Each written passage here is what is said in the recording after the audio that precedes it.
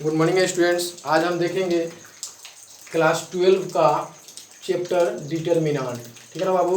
बाबू अगर आप अभी Aakash online classes with Sabir sir में पढ़ रहे हैं, मैं एक बात बता दूं बाबू, ये डिटर्मिनेंट का चैप्टर आपको बहुत डिटेल समझ में आएगा जब आप मैट्रिक्स का क्लास किए रहेंगे। ठीक है ना बाबू। इसका क्लास मैट्रिक्स आव्यूह का क्लास किए रहेंगे। दूसरा चीज़ मैं बात बता दूं बाबू, चाहे आप किसी भी बोर्ड में पढ़ रहे हो, चाहे वो बिहार बोर्ड हो, सीबीएसई बोर्ड हो, यूपी बोर्ड हो, कोई भी बोर्ड हो, आप किसी बोर्ड में पढ़ रहे हैं, मेरा क्लास देखेंगे आपको बहुत अच्छा से समझ में आएगा। ठीक है ना। तो पहले बाबू अगर आप डिटर्मिनेंट पढ़ रहे हैं, पढ़ना चाह रहे हैं, तो मैट्रिक्स का क्लास एक बार देख लें, आपको बहुत डिटेल आएगा। फिर भी मैं यहाँ कोशिश करूँगा जो मैट्रिक्स अगर नहीं पढ़े हैं उनको थोड़ा समझाने का, लेकिन मैट्रिक्स अगर पहले पकड़ लेते हैं तो डिटर्मिनेंट तो करने में दिक्कत नहीं होगा। तो बाबू आप देखते हैं डिटर्मिनेंट का क्लास। देखिए बाबू, ये कह रहा है क्या, व्हेन अ स्क्वायर मैट्रिक्स, जब स्क्वायर मैट्रिक्स को कैसे लिखते हैं हम लोग, ऐसे, यानी ऑर्डर देखिए दोनों का सेम है, इसको स्क्वायर मैट्रिक्स बोलते हैं। चेंज इनटू इतना, यानी कि ये जो बिग ब्रैकेट है उसको हटाकर मॉडुलस का साइन लगा देते हैं, तो यह मैट्रिक्स अब क्या कहलाने लगता है, डिटर्मिनेंट। तो कह व्हेन अ स्क्वायर मैट्रिक्स इतना चेंज इनटू इतना is called a determinant of order n. देखिए एन ऑर्डर का है। दूसरी या डिफिनेशन आप ऐसे भी कह सकते हैं, arrangement of number of rows and number of columns where number of rows and columns are equal in sign इतना इज कॉल्ड डिटर्मिनेंट। यानी डिटर्मिनेंट का मतलब होता है बाबू कि ऐसा मैट्रिक्स जिसमें रो की संख्या और कॉलम की संख्या बराबर हो, यानी जिस मैट्रिक्स में रो और कॉलम की संख्या बराबर होता है उसको हम स्क्वायर मैट्रिक्स बोलते हैं। और उसी मैट्रिक्स को बिग ब्रैकेट हटा करके मॉडुलस का साइन लगा दें तो अब ये क्या कहलाता है, डिटर्मिनेंट कहलाता है। अभी ये स्क्वायर मैट्रिक्स कहलाता है तो आप इसको स्क्वायर डिटर्मिनेंट नहीं बोलेंगे, आप बोल भी सकते हैं स्क्वायर डिटर्मिनेंट, लेकिन ओनली डिटर्मिनेंट बोलते हैं। क्यों? क्योंकि डिटर्मिनेंट हमेशा स्क्वायर मैट्रिक्स ही होता है, इसलिए हम डिटर्मिनेंट बोलते हैं। क्लियर है बाबू। कह रहा है क्या, नोट में देखेंगे, value of matrix not defined. Matrix का जो है वैल्यू डिफाइंड नहीं होता, वो केवल अरेंजमेंट होता है नंबर ऑफ रोज और कॉलम का, लेकिन डिटर्मिनेंट का वैल्यू निकाला जाएगा, इसका वैल्यू निकाला जाएगा, बताया जाएगा। दूसरा में कह रहा है कि determinant of non square matrix will not defined. मतलब क्या कि केवल जो डिटर्मिनेंट बनेगा वो केवल स्क्वायर मैट्रिक्स का ही बनेगा। देखिए वो स्क्वायर मैट्रिक्स है ना, दो रो है दो कॉलम है, तो इसी का केवल मैट्रिक्स डिटर्मिनेंट बनाया जाएगा। नॉन स्क्वायर मैट्रिक्स का डिटर्मिनेंट नहीं बनाया जाएगा। स्क्वायर मैट्रिक्स का मतलब बाबू होता है कि जिस मैट्रिक्स में रो की संख्या और कॉलम की संख्या बराबर हो उसको स्क्वायर मैट्रिक्स बोलते हैं। और नॉन स्क्वायर मैट्रिक्स क्या होता है बाबू, यहाँ देखिए तो यहाँ पे कितना रो है, पहला लाइन को R1 बोलते हैं, दूसरा को R2 बोलते हैं, इसको पहला कॉलम, इसको दूसरा कॉलम, इसको तीसरा कॉलम। तो कॉलम की संख्या यहाँ पे 3 है, रो की संख्या 2 है। तो इसका ऑर्डर लिखते समय पहले रो की संख्या लिखते हैं और क्रॉस का साइन लगा के फिर कॉलम की संख्या लिखते हैं। 2/3 है बाबू। जिस मैट्रिक्स में रो और कॉलम की संख्या बराबर नहीं होता है उसको बाबू हम बोलते हैं नॉन स्क्वायर मैट्रिक्स। क्लियर है ना। देखिए यहाँ पे लिखा हुआ है नॉन स्क्वायर मैट्रिक्स। तो याद रहिए बाबू, जो नॉन स्क्वायर मैट्रिक्स होता है उसका डिटर्मिनेंट नहीं होता है। किसका होता है, केवल स्क्वायर मैट्रिक्स का। यहाँ देखिए बाबू, ये देखिए तो एक मैट्रिक्स यहाँ मैं लिखा हूँ, इसमें क्या है, पहला रो में 1 2 है, दूसरा रो में 3 4 है।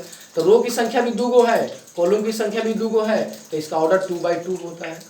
ठीक है ना बाबू। इसी को हम बाबू ऐसे लिख देंगे, बिग ब्रैकेट हटा के ये खड़ा लाठी लगा दूँ, देखिए यहाँ पे, और इसको एलिमेंट पर ऐसे लिख दूँ तो ये भी ऑर्डर 2/2 है, तो स्क्वायर है, तो इसको मैं बोलूँगा डिटर्मिनेंट। मतलब क्या कि अगर मैं देखेंगे बाबू 3 4 5 6 ऐसे लिख दूँ, बताएंगे बाबू ये क्या है, ये बाबू 2/2 का स्क्वायर मैट्रिक्स है। क्लियर है ना बच्चे, कोई दिक्कत नहीं है। स्क्वायर मैट्रिक्स किसको बोलते हैं फिर से बताऊं, अरे स्क्वायर के जैसा बन जाए, स्क्वायर जानते हैं ना, चारों साइड इक्वल हो जाए। देखो ना चारों साइड अगर मैं इसे मिला दूँ तो चारों साइड इक्वल हो रहा है कि नहीं।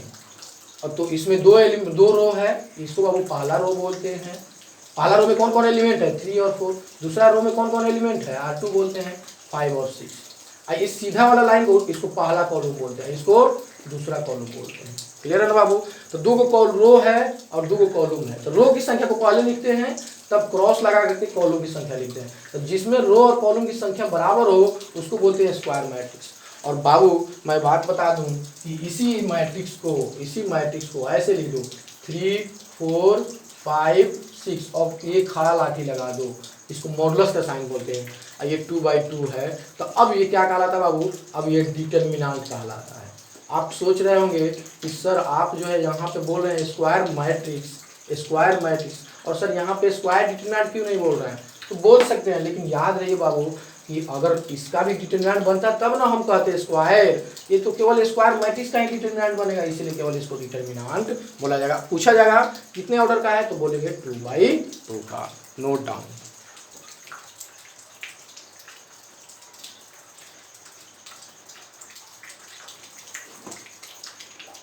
ठीक है बाबू, एक बार मैं फिर से उस डिफिनीशन पे चलता हूँ। एक्चुअली क्या है, डिटरमिनेंट का डिफिनीशन क्लियर हो जाए फिर हम आगे बढ़ जाते हैं। देखिए बाबू, यहाँ पे 3 4 5 6 7 8 9 10 11 मैं ऐसे कर दूँ, ठीक है ना बाबू, ऐसे कर दूँ। पता है इसमें ये वाला को क्या कहते हैं, पहला रो, इसको दूसरा रो और इसको तीसरा रो बोलते हैं। ठीक है बाबू, इसको बोलते हैं पहला कॉलम, इसको दूसरा कॉलम और इस लाइन को तीसरा कॉलम। तो देखिए तो बाबू ये मैट्रिक्स है, इसका ऑर्डर कितना है, 3 गो रो है 3 गो कॉलम है। तो रो को पहले लिखते हैं, फिर क्रॉस लगाते हैं, फिर कॉलम की संख्या लिखते हैं। ठीक, तो बताइए तो बाबू ये कौन सा है मैट्रिक्स, इसी को बोलते हैं square matrix of order, square matrix of order 3 order का स्क्वायर मैट्रिक्स है। ठीक है ना बाबू। अब देखिए मैं क्या कर रहा हूँ, मैं लिख रहा हूँ 3, इसका नाम दे देते हैं, किसी मैट्रिक्स का नाम भी आप लिख सकते हैं, ABC कैपिटल से दिखाते हैं। अब फिर मैं ये कर रहा हूँ 3 4 5 6 7 8 9 10 11। अब मैं इसको मॉडुलस का साइन लगा दे रहा हूँ। ठीक है, नाम तो मैं चेंज कर सकता हूँ या वही रख सकता हूँ और ऑर्डर यहाँ पे कितना है 3/3। अब तो देख सकते हैं बाबू, इसी को बोलते हैं हम लोग डिटरमिनेंट। आप बहुत अच्छे से समझ गए होंगे डिटरमिनेंट क्यों, क्योंकि देखिए जब स्क्वायर मैट्रिक्स है, बिग ब्रैकेट हटा के खड़ा लाठी लगा दे, मॉडुलस का साइन लगा दे, तो ये कहलाता है determinant of order. Determinant of order 3/3 या आप केवल कह सकते हैं 3। ठीक है बाबू बच्चे, इसको हम कैसे लिखते हैं, ऐसे भी लिख सकते हैं, डिटरमिनेंट का साइन लगा दिए और ऐसे करके 3, यहाँ बता दे रहा हूँ, यहाँ बता दे रहा हूँ, ये तो या तो ए दे दीजिए या ऐसे भी लगा दिए, तभी इसको डिटरमिनेंट बोलते हैं। या बाबू ऐसे भी लिखते हैं डिटरमिनेंट ए, बाबू ऐसे भी लिखते हैं डेल्टा ए, सब के सब डिटरमिनेंट का नोटेशन है। डेल्टा ए लिखिए या डिटरमिनेंट ए लिखिए या ऐसे लिखिए या केवल ऐसे लिखिए, ये डिटरमिनेंट को डिनोट करने का स्टाइल होता है, सिस्टम होता है। क्लियर है बाबू। तो बताइए ये कौन सा डिटरमिनेंट है, 3/3 का है। फिर से बाबू ये एक नंबर हम देखें एग्जाम्पल में E.G। दूसरा नंबर थोड़ा देख लेते हैं कैसे। मान लीजिए बाबू ये 3 है 4 है 5 है, ये 6 7 और 8 है और मैं ऐसे बंद कर दिया। चलिए बाबू बताइए तो इसका ऑर्डर क्या होगा। देखिए आप देख रहे हैं पहला रो दूसरा रो, तो 2 गो रो है, क्रॉस कॉलम में 1 2 3 गो कॉलम है। बताएंगे बाबू ये कौन सा मैट्रिक्स है, ये नॉन स्क्वायर मैट्रिक्स है, नॉन स्क्वायर मैट्रिक्स। क्या है बाबू, नॉन स्क्वायर मैट्रिक्स। और याद रहे कि determinant of non square matrix will not define. Clear है, यानी कि अगर ये नॉन स्क्वायर मैट्रिक्स है तो इसका डिटरमिनेंट नहीं बनेगा। किसका बनेगा बाबू, केवल स्क्वायर मैट्रिक्स का बनेगा। ठीक है बच्चे, एक और देख लेते हैं। अब यहाँ देखिए बाबू 3 4 5 6 ऐसे बंद कर दिया। बताओ बच्चे क्या है, 2 रो है 2 कॉलम है। क्लियर है, ये स्क्वायर क्या कहलाएगा, स्क्वायर मैट्रिक्स। क्या कहलाएगा, स्क्वायर मैट्रिक्स ऑफ ऑर्डर 2। अब इसी को मैं ऐसे लिख दूँ, इसका नाम दे दो बी। अब मैं इसी को ऐसे लिख दूँ डिट बी, ऐसे लिखते हो डिटरमिनेंट बी शॉर्टकट में, बराबर 3 4 5 6 और ये खड़ा लाठी लगा दो।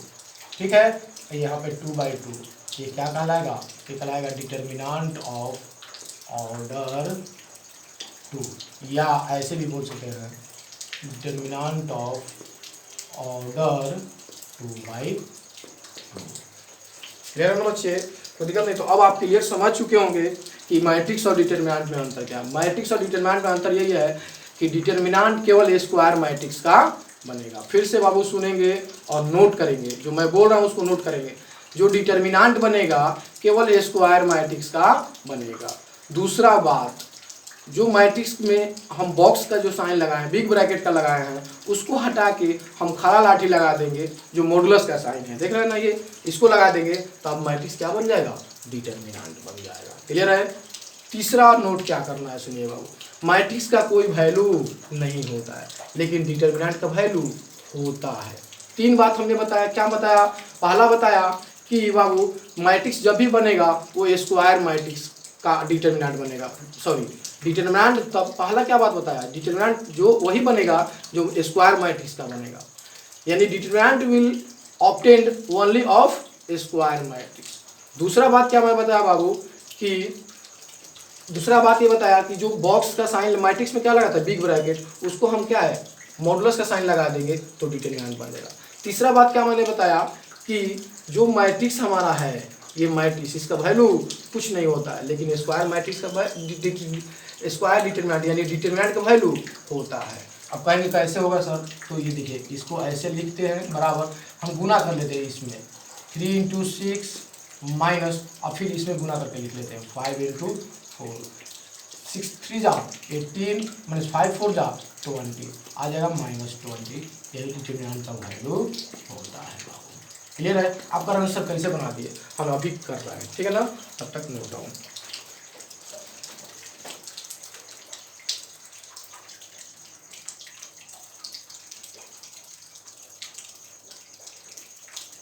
ठीक है बाबू, अब देखते हैं बाबू, फिर से आगे देखते हैं, कुछ एग्जांपल ही देखते हैं। यहाँ देखिए बाबू, अगर ऐसे लिखा हुआ है, ऐसे बताइए तो इसमें कितना रो है, 1 रो है, कितना कॉलम है, 1 कॉलम है, इसका नाम दे दीजिए बाबू भी। तो देखिए, तो ये क्या कहलाएगा, डिटर्मिनेंट ऑफ ऑर्डर 1, क्या कहलाएगा बाबू, ये कहलाएगा डिटर्मिनेंट ऑफ ऑर्डर 1 ऑर्डर का, एक ऑर्डर का ये डिटर्मिनेंट कहलाएगा। आप कहेंगे बाबू इसका वैल्यू कितना होगा, तब डिटर्मिनेंट की वैल्यू निकाल इसमें ऐसे लिखते हैं, और ये बाबू ये इसका आंसर भी 2 हो जाएगा। ठीक है बाबू, तो एक ऑर्डर का, 1 ऑर्डर का जो डिटर्मिनेंट होगा उसका आंसर जो रहेगा एलिमेंट वही आंसर हो जाएगा। क्लियर है ना बाबू, इसी को बोलते हैं डिटर्मिनेंट ऑफ ऑर्डर 1। क्लियर है ना बाबू, कोई दिक्कत नहीं है। अब देखते हैं सेकेंड ऑर्डर डिटर्मिनेंट। ठीक है बाबू, क्या देखते हैं हम, second order determinant, second order determinant. ठीक है बाबू, देखिए बाबू यहाँ पे अगर मैं लिख दूँ 3, या ऐसे करते हैं ए ए ए, इसको बोलते हैं ए, ऐसे लिख दूँ। ठीक है बाबू, देखिए ये पहला रो पहला कॉलम, ये पहला रो दूसरा कॉलम, ये पहला रो सॉरी दूसरा रो पहला कॉलम, दूसरा रो दूसरा कॉलम, ऐसे कर दूँ। ठीक है ना, इसका नाम दे दूँ जी, ये क्या कहलाएगा, ऑर्डर देखिए 2/2 का हो गया। तो इसको बाबू 2 रो है, देखिए तो R1 इसको कहते हैं और इसको बोलते हैं R2। कितना रो है, 2 रो है, कॉलम कितना है 2, ये पहला कॉलम है, ये दूसरा कॉलम है। ठीक है ना, तो इसको सेकेंड ऑर्डर का डिटर्मिनेंट कहते हैं। डिटर्मिनेंट ऑफ, डिटर्मिनेंट को शॉर्ट में लिखेंगे ऐसे, second order of determinant, second order determinant of second order, यानी सेकेंड ऑर्डर का डिटर्मिनेंट कहलाएगा। क्लियर है बाबू, ठीक है ना, ऐसे लिखते हैं। एग्जांपल यहाँ देखते हैं हम लोग, इसे 1 2 3 4। ठीक है बच्चे, ठीक है, तो 2 रो 2 कॉलम है, 2/2 का हो जाएगा। इसका नाम जो भी देना दे दीजिए। क्लियर है ना, तो इसको सेकेंड ऑर्डर का डिटर्मिनेंट कहते हैं। 2 नंबर। तीसरा नंबर में आप जैसे बनाना चाहें, कोई एलिमेंट लिखना चाहें, -2 4 5 6, कोई भी एलिमेंट ऐसे खड़ा लाठी लगा दीजिए, इसका नाम जो देना है डी दे दीजिए, ये 2/2 ऑर्डर का डिटर्मिनेंट हो जाएगा। क्लियर है ना, आते हैं बाबू और आगे देखते हैं। एग्जाम्पल 4 नंबर देखते हैं बाबू। मान लीजिए हम ऐसे लिख दिए 3 4 5 6 7 8 9 10 11, खड़ा लाठी इधर भी लगा दिए, इधर भी लगा दिए, इसका नाम हमने दे दिया M। ठीक है ना बाबू, ठीक है, तो कितना रो है, एक रो, R1, इसको बोलते हैं R2, इसको बोलते हैं R3। देखिए, तो इसको बोलते हैं बाबू C1 C2, इसको C3। बताइए तो कितना रो है, 3 गो रो है, पहले लिखते हैं, तो 3 गो कॉलम है। ठीक है ना, इसको क्या बोलते हैं बाबू, determinant of third order, determinant of third order, या ऐसे भी बोल सकते हैं ऑर्डर ऑफ ऐसे ठीक है, determinant of third order, Hindi में क्या कहेंगे, थर्ड ऑर्डर का डिटरमिनेंट या डिटरमिनेंट ऑफ थर्ड ऑर्डर, यानी थर्ड ऑर्डर डिटरमिनेंट होगा, उसमें 3 रो और 3 कॉलम होगा। क्लियर है ना बाबू। एक और देख लेते हैं, डी बराबर, ठीक है ना, मान लीजिए आपका है ये थर्ड ऑर्डर का डिटरमिनेंट हो गया। अब एक ऐसे देख लो, -1 -2 -3, कोई दिक्कत नहीं है, 4 5 6 -6 -9 -10, आप कुछ भी लिख सकते हैं, खड़ा लाठी लगा दीजिए, ये 3/3 ऑर्डर का डिटरमिनेंट है, ये भी 3/3 ऑर्डर का डिटरमिनेंट हो जाएगा। क्लियर है। तो बाबू ये हमारा सेकेंड ऑर्डर का देखिए, एक नंबर में ये जो मैं बताया था फर्स्ट ऑर्डर डिटरमिनेंट कहलाएगा, और इसका वैल्यू भी उतना ही हो जाएगा। इसको क्या बोलेंगे हम लोग, सेकेंड ऑर्डर का डिटरमिनेंट बोलेंगे, और इसको थर्ड ऑर्डर का डिटरमिनेंट बोलेंगे। क्लियर है बाबू। जनरल फॉर्म ऑफ नोट में देखिए बाबू, general form of third order determinant कैसे लिखेंगे, नाम दे दीजिए, कोई भी नाम दे दीजिए, बी बराबर, ठीक है बाबू। यहाँ देखिए पहला रो, ये ऐसे कर लीजिए, पहला रो है, ये पहला कॉलम है। यहाँ पे देखिए बाबू, पहला रो है, दूसरा कॉलम है, पहला रो है, तीसरा कॉलम है। अब यहाँ देखिए, दूसरा रो है, पहला कॉलम है, दूसरा रो है, दूसरा कॉलम है, दूसरा रो है, तीसरा कॉलम है। फिर देखिए बाबू, तीसरा रो है, पहला कॉलम है, तीसरा रो है, दूसरा कॉलम है, तीसरा रो है, तीसरा कॉलम है। देखिए यही हमारा बाबू थर्ड ऑर्डर का डिटरमिनेंट का जनरल फॉर्म होता है। क्लियर है, note down.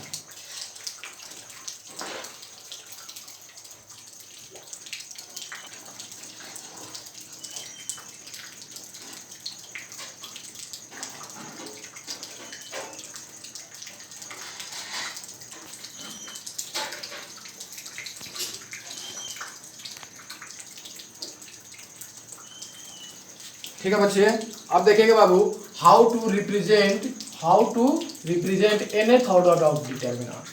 nth order of determinant को कैसे रिप्रेजेंट करें। देखिए बाबू, मान लेते हैं हम एक डिटरमिनेंट ये है, इसका नाम देखिए बाबू, ये पहला रो है, पहला कॉलम है, ये पहला रो है, दूसरा कॉलम है, ये बाबू पहला रो है, तीसरा कॉलम है, डॉट डॉट डॉट। बाबू हम क्या कर लेते हैं, इसको बोलते पहला रो है और nth कॉलम है।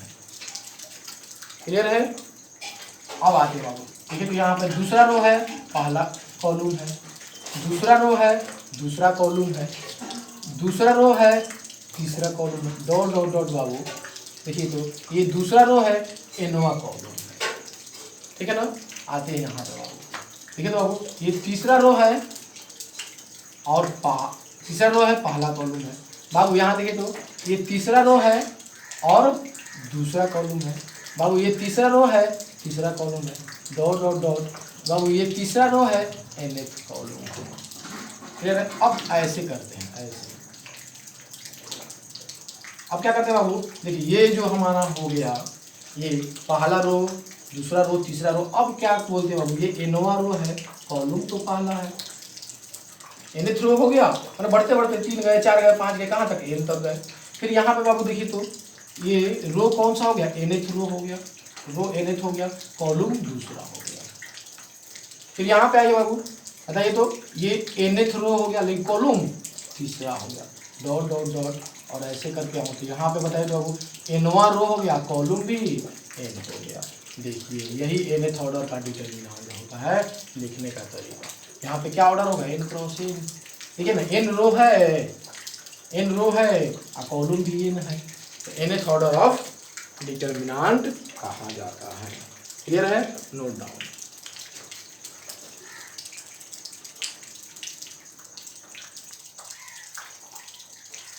ठीक है बाबू, अब देखेंगे हम how to find out the value of second order determinant, यानी सेकेंड ऑर्डर डिटरमिनेंट का मान कैसे निकालेंगे। बाबू देखेंगे, हमारे पास 2 रो है, 2 कॉलम है, सेकेंड ऑर्डर का डिटरमिनेंट है। बाबू ये वाला जो हमारा लाइन है, ये वाला डायगोनल, इसको हम बोलते हैं बाबू लीडिंग डायगोनल या प्रिंसिपल डायगोनल, या लीडिंग डायगोनल या प्रिंसिपल डायगोनल या मेन डायगोनल। क्लियर है बाबू। और इसको बोलते हैं बाबू, इस लाइन को secondary diagonal, SP, secondary diagonal. Clear है। ठीक है बाबू, डिटरमिनेंट में ये 2 चीज होता है, ठीक है ना। आप स्क्वायर जानते हैं ना, स्क्वायर यहाँ से ऐसे मिलाएंगे तो इसको बोलते हैं मेन डायगोनल, और ये वाले को SD बोलते हैं, सेकेंडरी डायगोनल। क्लियर है, कोई दिक्कत नहीं, इसको समझना जरूरी है, तो फिर सेकेंड ऑर्डर डिटरमिनेंट का वैल्यू निकालना आसान हो जाएगा। क्लियर है बाबू, तो फिर से देखेंगे बाबू, ये जो हमारा है ये मेन डायगोनल कहलाता है और ये वाला सेकेंडरी डायगोनल। तो बताइएगा बाबू मेन डायगोनल एलिमेंट कौन कौन है? मेन डायगोनल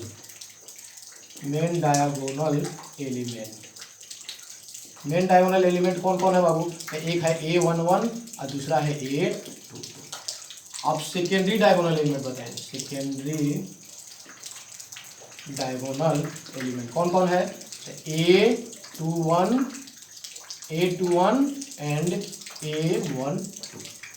क्लियर हो गया ना बाबू? देखिए ये हमारा स्क्वायर मैट्रिक्स है, 2 ऑर्डर का है, तो 1 1 2 2 जिसमें दिखाई देगा आपको 1 1 2 2 3 3 4 4 जैसा रहेगा तो सब के सब मेन डायगोनल कहलाते हैं और ये वाले सेकेंडरी डायगोनल कहलाते हैं। अब कहेंगे सर मेन डायगोनल एलिमेंट क्या है? तो जो एलिमेंट मेन डायगोनल पे आएंगे उनको मेन डायगोनल एलिमेंट बोलेंगे और जो एलिमेंट सेकेंडरी डायगोनल पे आएंगे उनको सेकेंडरी डायगोनल एलिमेंट बोलेंगे। कोई दिक्कत नहीं है, ठीक है ना?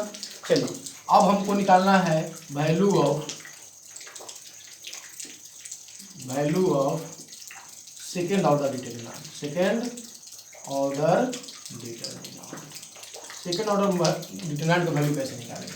तो देखिए बाबू वैल्यू निकालते समय डी है ना, तो इसको ऐसे लिखते हैं, ऐसे डिटरमिनेंट बी पढ़ते हैं। इसको क्या बाबू पढ़ते हैं? इसको डिटरमिनेंट बी। ठीक है, कैसे निकालते हैं? तो फॉर्मूला हमारा होता है बाबू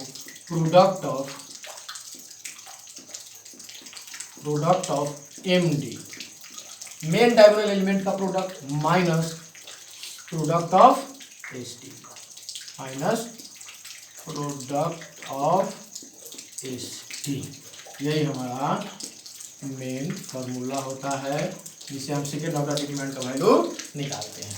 देखिए बाबू ये हमारा सेकेंड ऑर्डर डिटरमिनेंट है, तो इसका डिटरमिनेंट निकालते समय देखिए डिटरमिनेंट भी पढ़ते हैं इसको, कहते हैं कि product of main diagonal minus product of secondary diagonal, product of main diagonal element लिख लो, product of main diagonal element minus product of secondary diagonal element. ठीक है ना? तो आ जाइए बाबू इसका वैल्यू निकालने के लिए तैयार हो जाइए। डिटरमिनेंट बी इक्वल टू क्या हो जाएगा?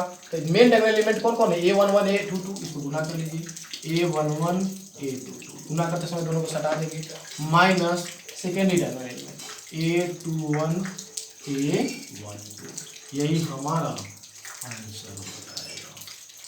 क्लियर है बाबू? आप कह रहे होंगे कि सर किसी चीज़ का वैल्यू आता है क्या उसका कोई यूनिट होता है? तो याद रखेंगे बाबू डिटरमिनेंट के वैल्यू का कोई यूनिट नहीं होता है। क्लियर है ना? एग्जाम्पल देख लेते हैं, एग्जाम्पल नंबर 1।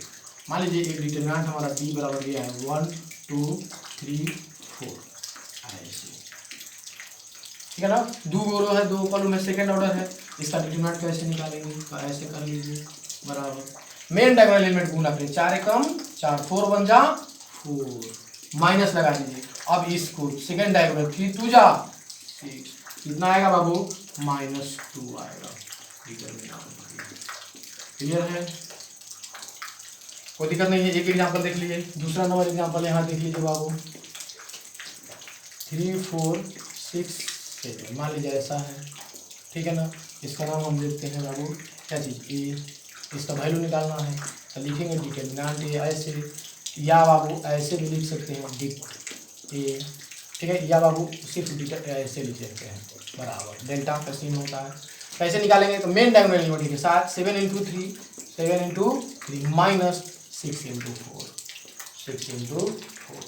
7 3 जा 21 माइनस 6 4 जा 24 करेंगे बाबू, कितना आएगा? 4 में से 1 गया 3 हो जाएगा, ठीक है ना? यानी कि बड़ा का साइन माइनस है, माइनस लगेगा, यानी डिटरमिनेंट ए का मान कितना आया? -3। ठीक है, एक और देखते हैं बाबू, ये सी दे देते हैं 2 3 1 मान लीजिए हमारे सही देगा, सेकेंड ऑर्डर का डिटरमिनेंट है। चलिए बाबू निकालते हैं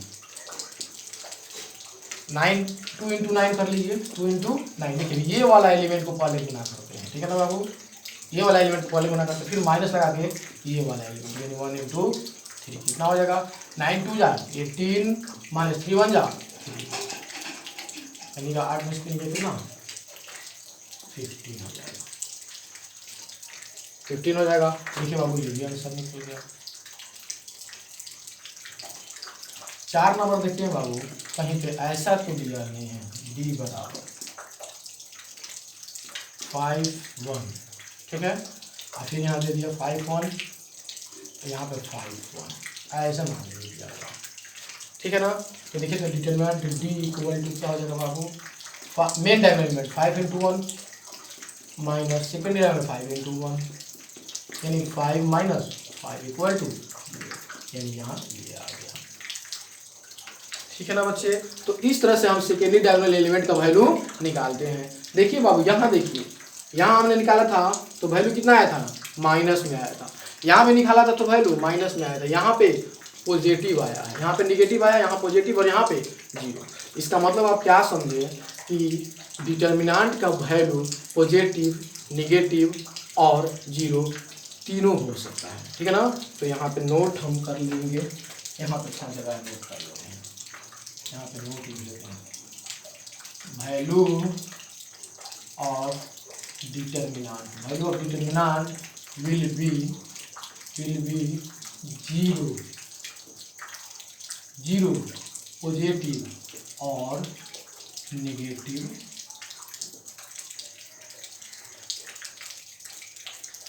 यानी किसी भी डिटर्मिनेंट का वैल्यू,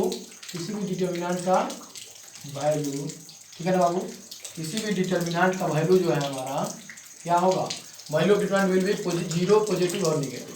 यानी किसी भी डिटर्मिनेंट का, चाहे वो सेकंड हो या थर्ड हो, सेकंड ऑर्डर का हो या थर्ड ऑर्डर का हो, किसी भी ऑर्डर का अगर डिटर्मिनेंट है बाबू, तो उसका वैल्यू आपका जीरो भी हो सकता है, पॉजिटिव भी हो सकता है और नेगेटिव भी हो सकता है। आप देख रहे हैं यहाँ पे, फिर से देखिए, यहाँ पे वैल्यू निकाले थे तो नेगेटिव आया था, यहाँ भी नेगेटिव आया था, यहाँ पे पॉजिटिव आया और यहाँ पे जीरो आया। इसीलिए कहते हैं कि किसी भी डिटर्मिनेंट का वैल्यू पॉजिटिव, नेगेटिव और जीरो हो सकता है। Note down.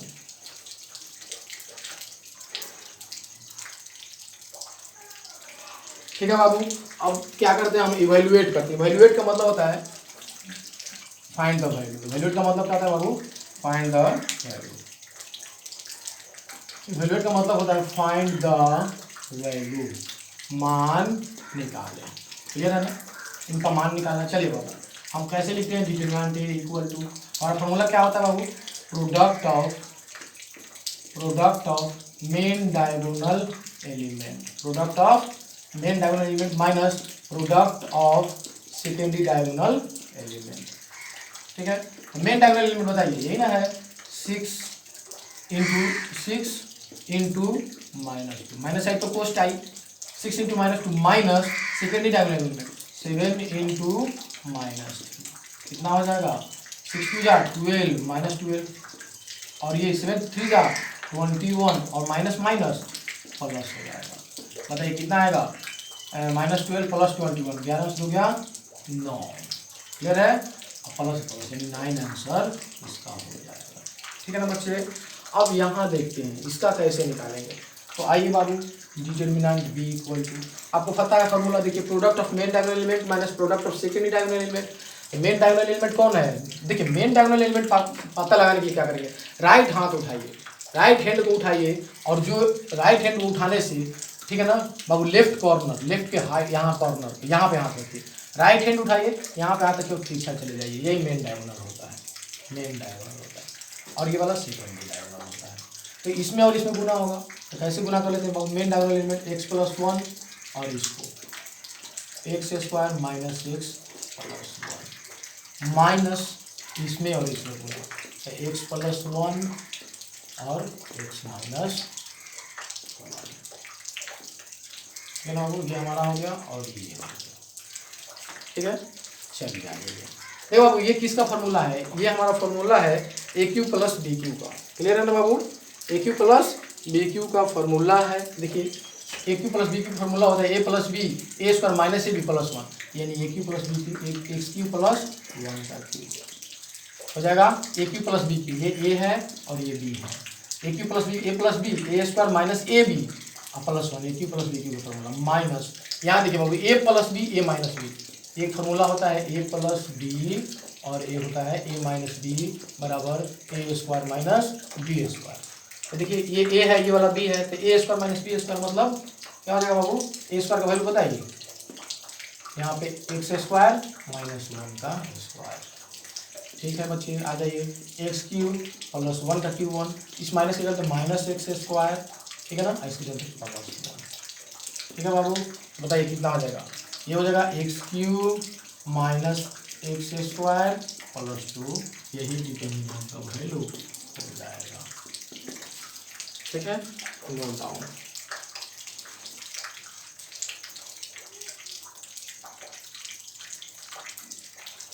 ठीक है बाबू, आते हैं क्वेश्चन नंबर 3 है, find the value of x. X का मान यहाँ निकालना है। देखिए कितना इजी है बाबू, इसमें कुछ करना नहीं है आपको। ठीक है ना, सॉल्यूशन क्या दिया हुआ है लिखिए, गिवन 3x 7 माइनस 2 4 बराबर 8 7 6 4। ठीक है बाबू, करा कि यहाँ से x का मान निकालिए। चलिए आपको पता है इसको कैसे बनाएंगे, बताइए तो बाबू। देखिए ये इक्वल टू का साइन आया है ना, तो ये समीकरण हो गया, इक्वेशन हो गया। यहाँ पे इसका सिंबल लगाते हैं, ठीक है ना, यहाँ का सिंबल लगाते हैं, और का साइन है ये। अब गुना करिए, मेन डायमेंशन 4 3 12 4 3 जा 12x माइनस 7 2 जा 14, एक माइनस पहले से है यहाँ पे, ठीक है ना, इक्वल टू 8 4 जा 32 माइनस 7 6 जा 42। ठीक है ना, आगे बढ़ो 12x प्लस 14 इक्वल टू 2 में से 2 गया 0, यहाँ देखिए ना 2 में से 2 गया 0, 4 में से 3 गया, बड़ा का साइन माइनस लगा देंगे। ठीक है ना, आ जाइए एक्स का मान निकालना हमको, 12x equal to minus 10 minus 14 minus 24, it implies 12x equal to कितना, इसीलिए x equal to minus 24/12, 12 two जा 24, इसलिए x इक्वल टू -2 आंसर हो जाएगा। क्लियर है, आंसर मिला लेते हैं, बिल्कुल सही है बाबू। क्या किया हमने, मेन डायगोनल एलिमेंट को गुना किया, सेकेंड डायगोनल एलिमेंट को गुना किया, यहाँ पे माइनस है, यहाँ माइनस रहेगा बराबर, यहाँ पे वैसे ही किया, सोल्व किया, x -2 आ गया। यहाँ पे देखिए क्या करना है, यहाँ पे, ठीक है ना, सॉल्यूशन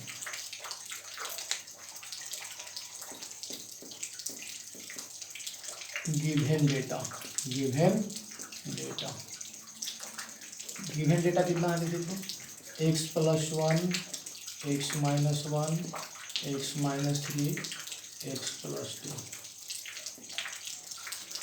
बराबर 4 माइनस 1 1 3।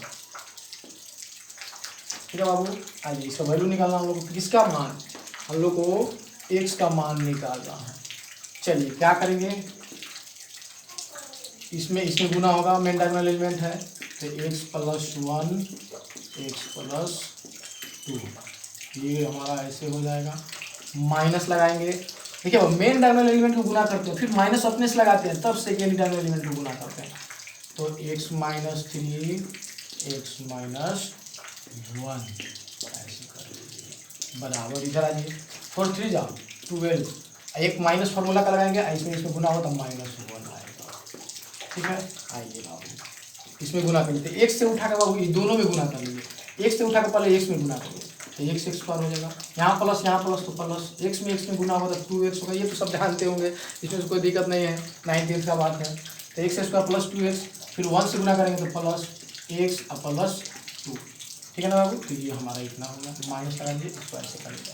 अब 1 से गुना करेंगे तो ये हो जाएगा x स्क्वायर माइनस x, -3 से गुना करेंगे तो -3x minus plus 1 equal to, ये हो जाएगा 12 प्लस 1, इट इम्प्लाइज, इसको कर लीजिए x square plus 2x plus 1x plus 3x plus 2, एक बार और इसको सोल्व कर लीजिए, x square minus 4x plus 1 equal to 13।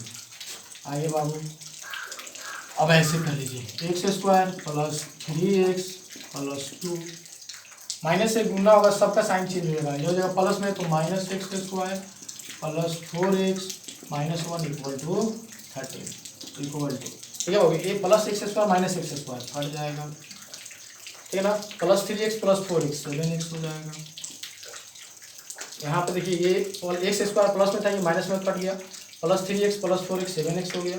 अब बच गया देखिए इसका काम हमने कर लिया, ठीक है ना। और उसके बाद हम लोग plus 3x plus 4x plus 7x कर लिया। अब बच गया plus 2 minus 1 plus 1 equal to 13। It implies 7x equal to 14। It implies x equal to 2। ये हमारा आंसर होता है, ठीक है ना बाबू। ठीक है बाबू, कोई बड़ा चीज़ नहीं है, बहुत सिंपल चीज़ है। एक एक करके आप देखिए, आपको बहुत अच्छा से समझ में आएगा, ठीक है ना। ठीक है बाबू, तो बाबू ये आप बढ़िया से देखिए, ये डिटरमिनेंट का क्लास 12 का था। और अब मैं एक बात बता दूं बाबू, आप कोई भी बुक बनाइए, बुक इज़ नॉट एनफ, ठीक है ना। बुक कोई मायने नहीं रखता है कि आप NCERT बनाइए, KC सिन्हा बनाइए, RS अग्रवाल बनाइए, RD शर्मा बनाइए, या अरिहंत पब्लिकेशन का कोई बुक बनाइए, ऐसे मतलब नहीं है। मतलब है कंसेप्ट से, कंसेप्ट आपको मिलेगा कोई भी बुक बनेगा, ठीक है ना बाबू। तो बाबू अब आज तक के लिए यहीं तक रहेगा, फिर अब देखते हैं नेक्स्ट वीडियो में। तब तक के लिए आपका धन्यवाद बाबू। अगर वीडियो अच्छा लगता है तो लाइक सब्सक्राइब और शेयर करें, और दूसरे दोस्तों को भी बताएं, ठीक है ना। Thank you.